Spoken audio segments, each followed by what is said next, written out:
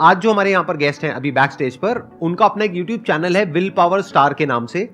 वो motivational videos बनाते हैं, उनके 24 लाख से ज्यादा सब्सक्राइबर्स हैं। उसके अलावा वो एक बहुत ही सक्सेसफुल एंटरप्रेन्योर भी है। Let's give an energetic and warm welcome to the one and only Mangesh Shinde.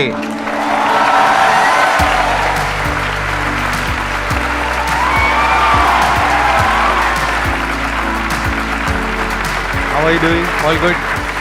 आइए, बैठिए।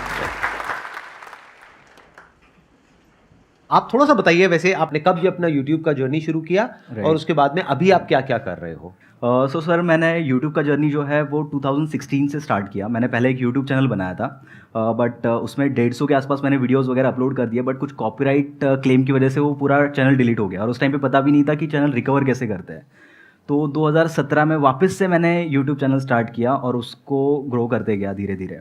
बट विद दैट मैं कुछ स्टार्टअप वगैरह भी कर रहा था। तो उस टाइम पे मैं कुछ इंजीनियरिंग के 3rd ईयर में था और इंजीनियरिंग के 4th ईयर में आते वक्त मेरे ऑलमोस्ट 5 स्टार्टअप्स फेल हो चुके थे। तो उससे बहुत कुछ सीखने को मिला और उसके बाद फिर जॉब वगैरह करने लगा। जॉब में बहुत सारी चीज़ें सीखी, लेकिन एक माइंड स्टेबल नहीं हो रहा था, कुछ तो अलग करना था। तो सोचा कि यार अब मैं यूट्यूब चैनल कर रहा हूँ और उस टाइम पे मेरी एक हैबिट थी कि मैं अगर लोगों से बात कर रहा हूँ तो उनके जो भी इश्यूज़ है मैं उसको रिजॉल्व कर पाता था, उनको एक बेटर सोल्यूशन दे पाता था। तो सोचा यार चलो इसके ऊपर ही कुछ किया जाए और यूट्यूब चैनल के ऊपर भी ऐसी कुछ चीज़ें स्टार्ट की और वो चीज़ें वायरल होने लगी। मिलियंस में व्यूज़ आते थे और जैसे ही व्यूज़ आते थे तो मुझे कुछ ब्रांड से अप्रोच आया कि सर मुझे आपके इस पर्टिकुलर यूट्यूब चैनल पे कुछ ब्रांड प्रमोशन करना है। मैंने ब्रांड प्रमोशन के लिए ओके किया। उन्होंने पूछा कि आपका क्या मतलब क्या प्राइस चार्ज करोगे आप। तो मैंने सोचा कि यार चलो बहुत ज़्यादा अमाउंट बोल देता हूँ। तो मैंने उनको बोला कि मैं 4,000 रुपये लूँगा। और ये कब की बात थी? 2017 ये की? 2019 की बात है। 2019 में? जी। तो मैंने उनको बोला कि मैं 4,000 रुपये लूँगा। उनका तुरंत मुझे कॉल आया कि sir we are giving you 40,000 in advance for the next 10 videos. मुझे लगा फिर यहाँ पे कुछ तो गड़बड़ है।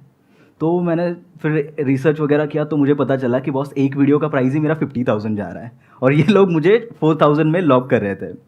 तो उसके बाद मुझे पता चला कि यार ऐसे बहुत सारी क्रिएटर्स के साथ होता है जिनको चीज़ें नहीं पता है। ठीक है, मैं तो Tier 1 सिटी से हूँ, लेकिन अपार्ट फ्रॉम दैट बहुत सारे ऐसे लोग हैं जो कि Tier 2 Tier 3 सिटीज़ से है, उनको ब्रांड प्रमोशन क्या होता है वो भी नहीं पता।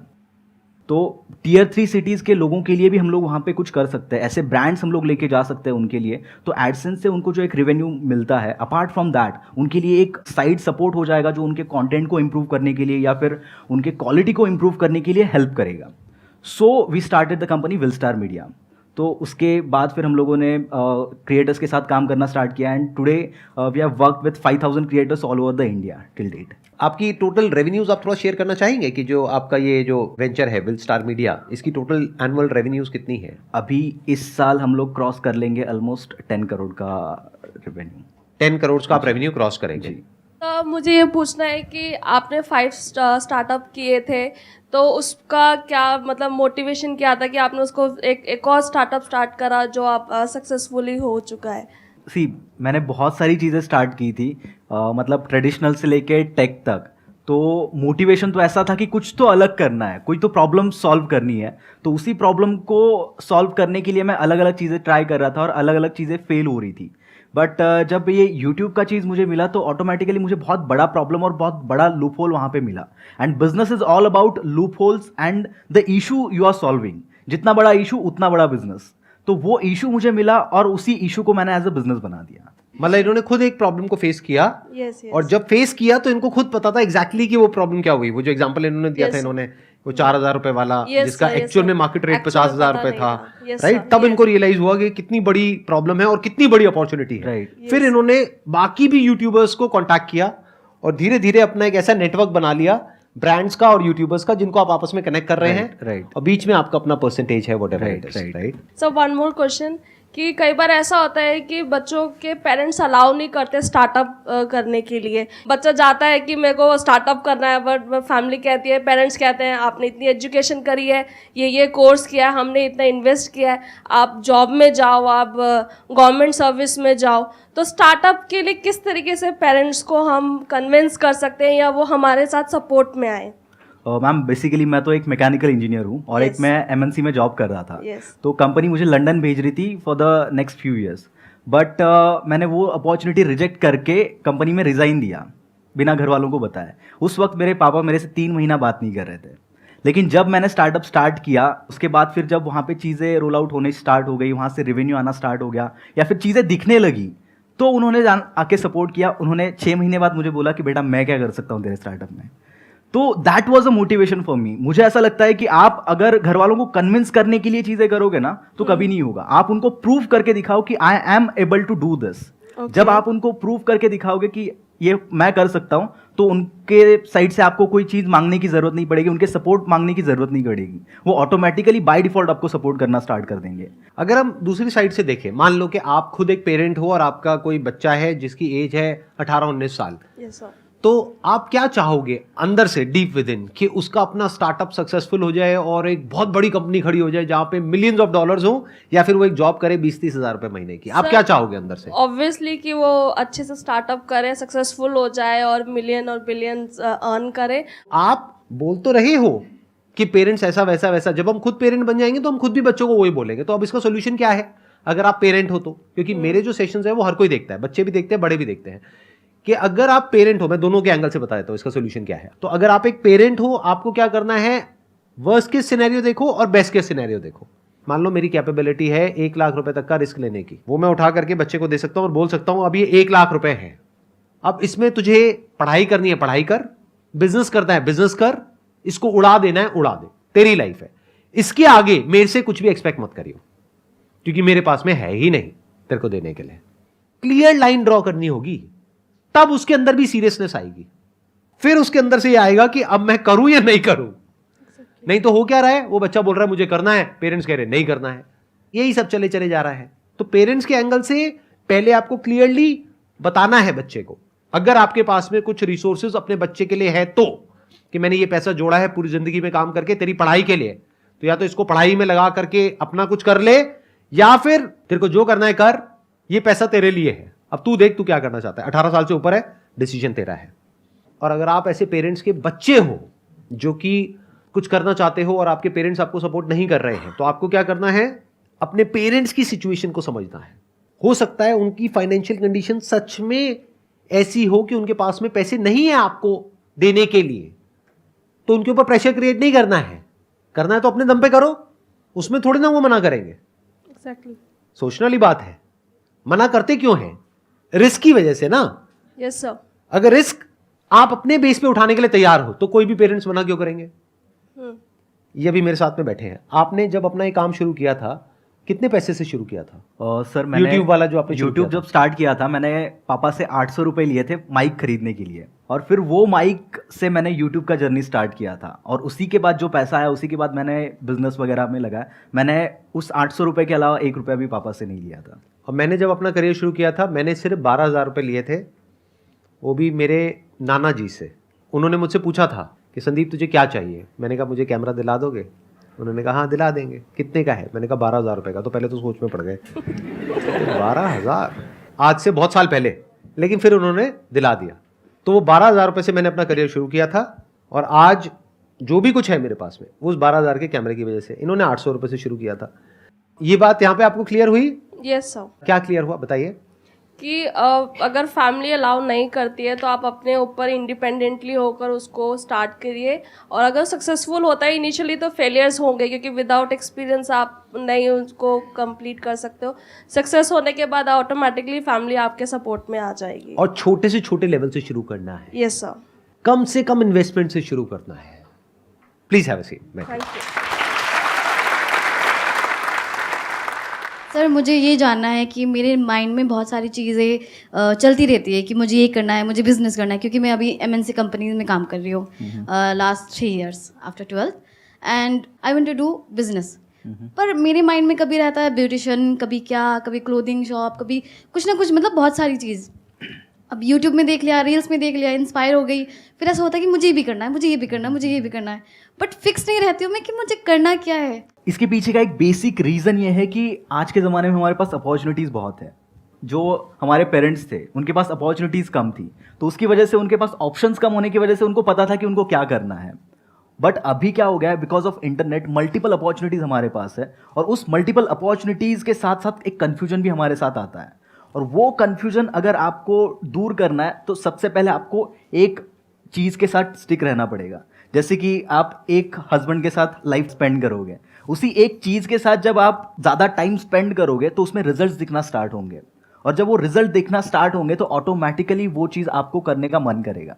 बट बहुत बार सर मैं ऐसा देखता हूँ कि लोग एक चीज़ करते हैं, 2 महीने बाद उनको कोई और चीज़ अच्छी लगती है, उसके बाद वो लोग दूसरी चीज़ पे शिफ्ट हो जाते हैं। सेम चीज़ उनके लाइफ में हमेशा होती रहती है और वो उनको क्वेश्चन होता है कि मैं सक्सेसफुल क्यों नहीं हो रहा हूँ। मैंने ऐसे बहुत से लोग देखे जो बहुत स्मार्ट है बट वो सक्सेस तक नहीं पहुंच पाते, या फिर वो एक लेवल पे नहीं पहुंच पाते बिकॉज ऑफ कंसिस्टेंसी वो मेंटेन नहीं करते किसी भी चीज़ में। और everything is all about your consistency. मुझे ऐसा लगता है कि टैलेंट बाकी ये सब चीज़ें सेकेंडरी है, आप एक चीज़ को कितने टाइम के लिए करते हो वो ज़्यादा इंपॉर्टेंट है, और उसी को अगर आप करते रहोगे तो ऑटोमेटिकली एक टाइम के बाद उसमें सक्सेस मिलेगा। अगर आप अपने बेस पे कुछ करना चाहते हो ना, जैसे यू आर सेइंग कि you are working in an MNC and you have a stable job, right? तो अगर आप अपने बेस पे कुछ करना चाहते हो, कुछ भी काम, कैसा भी काम, कोई भी स्टार्टअप या कोई भी आइडिया, किसी के ऊपर भी आप काम करना चाहते हो, तो आपके अंदर एक क्वालिटी होनी चाहिए। ये आपको अंदर की बात बता रहा हूँ, एंटरप्रेन्योर्स के जो माइंड की बात एक एंटरप्रेन्योर ही समझता है, बाकी लोग नहीं समझते हैं। बहुत बड़ा सीक्रेट है ये। आपके अंदर एक ऐसी क्वालिटी होनी चाहिए कि आप अपने आप को इमेजिन कर सको क्लियरली कि 2 years, 3 years, 5 years down the line जो लोग उस फील्ड में सक्सेसफुल हैं, क्या आप अपने आप को वहां पर देखते हो? तो ये क्वालिटी चाहिए होती है। जैसे जब भी कोई बिजनेस करने के बारे में मैंने सोचा पास्ट में, या आज भी अगर कोई आइडिया आता है, तो उसको करने से पहले ही मेरे माइंड में क्लियर हो जाता था कि अच्छा इसको ऐसा किया जा सकता है, कि this is the broader vision, कि ये इतना बड़ा हो सकता है। तो जो मोटिवेशन है वो भी फिर बहुत बड़े लेवल का आता है। अब ये बड़ी विजन कहां से आती है? जब आपका दिमाग खुला होता है। हम सबका दिमाग बंद है बाय डिफॉल्ट, हमें पता ही नहीं है दुनिया में हो क्या रहा है। तो वंस यू सी कि दुनिया में क्या क्या हो रहा है, लोग क्या क्या कर रहे हैं, किस किस तरीके से कर रहे हैं, तब उसमें से कुछ लोगों को देख करके लगेगा कि ये तो मेरे बस का नहीं है। दूसरी तरफ से आप देखोगे अच्छा ये कुछ लोग हैं जो कुछ ऐसा कर रहे हैं, और आप कहोगे ये तो मैं कर सकता हूं, ये तो मैं कर सकती हूं, ये तो मैं सीख लूंगा। मतलब अंदर से आया ना, एक तरफ से आया अंदर से कि हाँ ये पॉसिबल है, एक तरफ से आया कि नहीं ये पॉसिबल नहीं है। तो पहले तो नहीं को काट दो, जो पहले ही आ रहा है कि पॉसिबल नहीं है उसमें टाइम क्यों खराब करना है। अभी को मत देखोगे, अभी क्या करना है ये देखो कि 2-4 साल बाद क्या आप अपने आप को वहां पे देख पा रहे हो, उस लेवल पे देख पा रहे हो। For example if you are doing photography, can you see yourself as one of the top photographers? देखो वो क्या कर रहे हैं, किस लेवल पे कर रहे हैं, किस तरीके से कर रहे हैं। तो इफ यू से यस कि हाँ ये तो मैं कर सकता हूं, तो फोटोग्राफी आप कर सकते हो। इसको बोलते हैं विजन। मतलब आपकी विजन क्या है? Where do you see yourself 2 years, 3 years, 5 years down the line, and do you believe in it? Do you say कि हाँ ये हो सकता है? तो इसके स्टेप्स क्या है? अगर मैं स्टेप वाइज इसको डिवाइड कर दूं तो इस पूरी प्रोसेस को, स्टेप 1 इज दिमाग को खोलो। आज इंटरनेट का फायदा क्या है कि आप सिर्फ इंडिया में नहीं पूरी दुनिया में देख सकते हो लोग क्या क्या कर रहे हैं। तो वहां पर कुछ लोगों में आपको अपनी झलक दिखेगी। मैं आपको फैक्ट बता रहा हूं कि जिसने भी कुछ ढंग का किया है ना अपनी लाइफ में, किसी भी फील्ड में, उन सब ने ऐसे ही किया है। कोई बोलेगा नहीं अपने मुंह से। जैसे यूएस में एक होती थी, अभी भी है, सुपर वुमेन के नाम से, आपने नाम सुना है? She was there on YouTube जब मैंने यूट्यूब शुरू भी नहीं किया था। 2012 में जब मैंने अपना यूट्यूब का चैनल शुरू किया था, तो वो अपने करियर के एक बहुत अच्छे लेवल पर थी। उनके हर वीडियो पे 4 मिलियन, 5 मिलियन, 6 मिलियन व्यूज आते थे उस टाइम पर। तो वर्ल्ड में उनका क्रेज अलग ही लेवल का था। तो उनको देख करके कितने लोग इंस्पायर हुए जो आज इंडिया में अच्छे लेवल पे कर रहे हैं। वो कोई अपने मुंह से नहीं बताएगा। बट क्यों हो पाए वो लोग इंस्पायर? क्योंकि उन्होंने देखा कि यूएस में क्या हो रहा है। हो सकता है और भी लोग थे यूट्यूब पर उस टाइम पर जो उनसे अच्छा कर सकते थे, बट उन्होंने देखा ही नहीं। तो पहला है दिमाग खुलना। जब दिमाग खुलेगा तो अब आपको अपॉर्चुनिटीज नजर आएंगी, सिर्फ इंडिया में नहीं, पूरे वर्ल्ड में। तभी तो इंडिया में गैप नजर आएगा। अगर आप इंडिया में ही देख रहे हो, और इंडिया में जो देख रहे हो वो करने वाले पहले ही लाखों बंदे हैं, लाइन में लगे हुए हैं, और आप भी जाकर के 1 लाख के पीछे लाइन में जाकर के खड़े हो गए हो, मुझे भी यही करना है, और वैसे ही कर रहे हो जैसे लाख लोग कर रहे हैं, तो सक्सेस क्या मिलेगी आपको? तो पहला स्टेप क्या आया? दूसरा स्टेप क्या है कि आपके अंदर से आएगा कि ये पॉसिबल है आपके लिए या नहीं है। तो अगर आपको दिखा आपके लिए पॉसिबल है, तो अब आपको उसकी तरफ पहला स्टेप उठाना है, छोटे से छोटे लेवल पर, और फिर देखना है कि एक्चुअल में क्या निकल करके आ रहा है। बट सर अगर हमें कुछ करना है एंड उसके बारे में हमें इन्फॉर्मेशन नहीं है, then how to get it that information? जैसे कि मुझे बिजनेस के लिए ज़्यादा इन्फॉर्मेशन चाहिए, मैंने काफ़ी वीडियोस देखी है, यूट्यूब देखी है, बट मुझे नहीं पता मैं किस लोगों के साथ जाके मैं ज्वाइन करूँ, कोलैब करूँ, ताकि मुझे लाइक आई कैन सक्सेस वो स्टेप धीरे धीरे एक एक सीढ़ी में चढ़ पाऊँ, क्योंकि मेरे पास कोई भी ऐसे डिटेल्स नहीं है, कोई भी ऐसे कॉन्टैक्ट्स में नहीं है कि आई कैन आस्क देम। देखिए, सबसे पहले कॉन्टैक्ट्स आपके ऑटोमेटिक नहीं बनेंगे। जब आप लोगों के बीच में जाओगे ही नहीं तो कॉन्टैक्ट्स बनेंगे कैसे? पहले तो आपको, और जब तक आप गिरोगे नहीं तब तक आपको समझ में नहीं आएगा कि आपको करना क्या है। मैं आपको एक चीज़ बताता हूँ, मतलब एक सिली मिस्टेक मैंने किया था जब मैंने मेरा पहला स्टार्टअप स्टार्ट किया था। मेरे पास 1000 रुपीज़ का इन्वेस्टमेंट था। उस 1000 रुपीज़ से मैंने बाकी सब चीज़ें करने से ज़्यादा मैंने 1000 कार्ड छपवा लिए, जो आज तक मेरे पास पड़े, एक भी यूज़ नहीं हुआ उसका। तो इंस्टेड ऑफ दैट मुझे सेकंड स्टार्टअप में समझ में आया कि मुझे क्या नहीं करना है। तो जब आप गलती करते जाओगे तो ऑटोमेटिकली आपको समझ में आता जाएगा कि आपको क्या करने से ज़्यादा क्या नहीं करना है। और स्टार्टअप इन सब चीज़ों में यही चीज़ सबसे इंपॉर्टेंट है। जो बड़े बड़े स्टार्टअप फाउंडर्स हैं जिन्होंने बहुत ज़्यादा सक्सेस अचीव की है, वो अगर कोई नया चीज़ स्टार्ट करते तो वो सक्सेसफुल क्यों हो पाते? बिकॉज उनको पता है कि उनको क्या नहीं करना है। और बहुत बार हम लोग को ये ना पता होने की वजह से हम लोग वही चीज़ें करते रहते हैं जो नहीं करनी चाहिए। आपको क्या करना है, आपको पहले देखना है कि दुनिया में क्या क्या हो रहा है, और आज की डेट में जो आपने कहा ना, इन्फॉर्मेशन कहाँ से मिलेगी। इतना आसान है इन्फॉर्मेशन मिलना जिसकी कोई हद नहीं है। आप बोलो किस बिजनेस के बारे में आपको इन्फॉर्मेशन चाहिए, गूगल है आपके फ़ोन में, गूगल में जाओ, टाइप करो, देखो ना आपको क्या चाहिए। आपको मैन्युफैक्चरर चाहिए किसी पर्टिकुलर प्रोडक्ट का, आपको देखना है कि उस पर्टिकुलर प्रोडक्ट को इंटरनेशनली कौन कौन उसमें ग्लोबल प्लेयर्स हैं, कौन कौन लीडर्स हैं, वो फंडेड है नहीं है, लिस्टेड है नहीं है, उनकी क्या वैल्यूएशन है, क्या मार्केट कैप है। डालते चले जाओ, मिलता चला जाएगा। उसमें मुश्किल क्या है? आज की डेट में तो कुछ भी मुश्किल नहीं है। The moment you tell me और anyone an idea, within a few seconds you will get the answer. और अगर कुछ दिन तक आप प्रॉपर्ली रिसर्च करते हो, आपको क्लियर पता लग जाएगा उस इंडस्ट्री में क्या हो रहा है, कैसे हो रहा है, क्या हो सकता है, कैसे हो सकता है। जैसे फॉर एग्जांपल, एक एग्जांपल देता हूं कि एक प्लेटफॉर्म है जहां से आप अपना एक e commerce store open up कर सकते हो। कुछ पैसे लगेंगे आपके और आपका स्टोर शुरू। अब करोड़ों लोगों ने पूरी दुनिया में इस तरह के स्टोर्स खोले ऑनलाइन, और उसमें से 90% बंद हो गए, 10% चले। 10% में से भी 1% है जो बहुत चले। वो भी डेटा है आपके पास में, उसमें भी ये नजर आ जाएगा आपको कि कौन सा बिजनेस सबसे ज्यादा सक्सेसफुल है। मतलब कि उस प्लेटफॉर्म पे सबसे ज्यादा सक्सेसफुल स्टोर्स कौन से हैं। अब देखो इंडिया में उसको कैसे कर सकते हो। इसमें मुश्किल क्या है? थोड़ा सा दिमाग ही तो चाहिए ना, स्मार्ट वर्क चाहिए।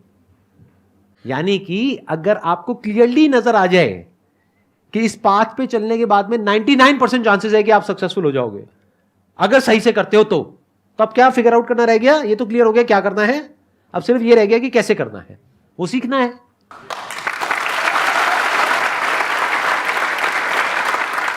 Thank you so much for coming. Thank you.